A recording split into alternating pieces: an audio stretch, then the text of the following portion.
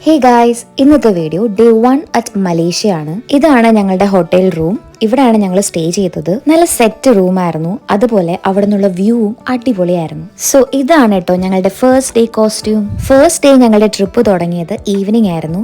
അതുകൊണ്ട് തന്നെ നന്നായിട്ട് റെസ്റ്റ് ഒക്കെ എടുത്ത് ഫ്രഷ് ആയി ട്രിപ്പ് സ്റ്റാർട്ട് ചെയ്യാൻ പറ്റി. കറക്റ്റ് ടൈമിൽ തന്നെ ഞങ്ങൾ പിക്കപ്പ് ചെയ്യാൻ ക്യാബ് വന്നു. പുള്ളിക്കാരി ഒരു മലേഷ്യൻ തമിഴായിരുന്നു. സോ ഞങ്ങളുടെ ഫസ്റ്റ് ഡെസ്റ്റിനേഷൻ ട്വിൻ ടവർ ആണ്. ഫോട്ടോസിലൊക്കെ കാണുമ്പോൾ ഇവിടെ നിന്ന് ഒരു പിക്ക് എടുക്കണം എന്ന് ഞാൻ ഒരുപാട് ആഗ്രഹിച്ച ഒരു കാര്യമാണ്. ബട്ട് ഇപ്പോഴാണ് അത് നടന്നത്. ഞങ്ങൾ രണ്ടാളും മാത്രം ഇത്രയും ദൂരെ പോകുന്നതും ഫസ്റ്റ് ടൈമാണ്. ട്വിൻ ടവറിൽ ഞങ്ങൾ ജസ്റ്റ് ഒന്ന് കയറിയിട്ട് നേരെ പോയത് ബുക്കിറ്റ് ബിങ്താങ് ഫുഡ് സ്ട്രീറ്റിലാണ്. വീഡിയോസിൽ മാത്രം കണ്ടിട്ടുള്ള ഒരുപാട് വെറൈറ്റി ഫുഡ് ഐറ്റംസ് അവിടെ കാണാൻ പറ്റി. പ്രഗ്നന്റ് ആയതുകൊണ്ട് തന്നെ ഞങ്ങൾ കൂടുതലും ട്രൈ ആക്കി നോക്കിയത് ഫ്രൂട്ട്സ് തന്നെയാണ്. ഈ ഒരു ഐറ്റം ഷുഗർ സിറപ്പിൽ കോട്ട് ചെയ്ത സ്ട്രോബെറി ആണ്.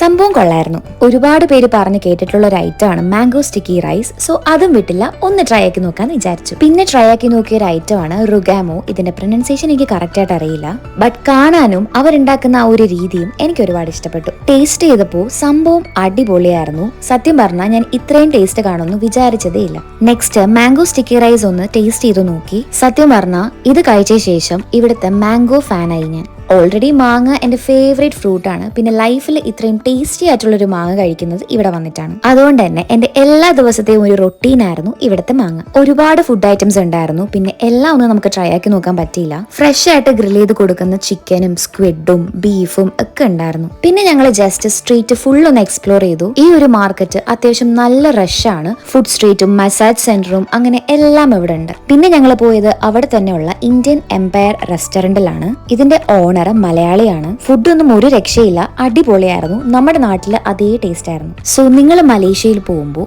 ഈ ഒരു ഫുഡ് സ്ട്രീറ്റ് ഒരിക്കലും മിസ്സാക്കാനേ പാടില്ല.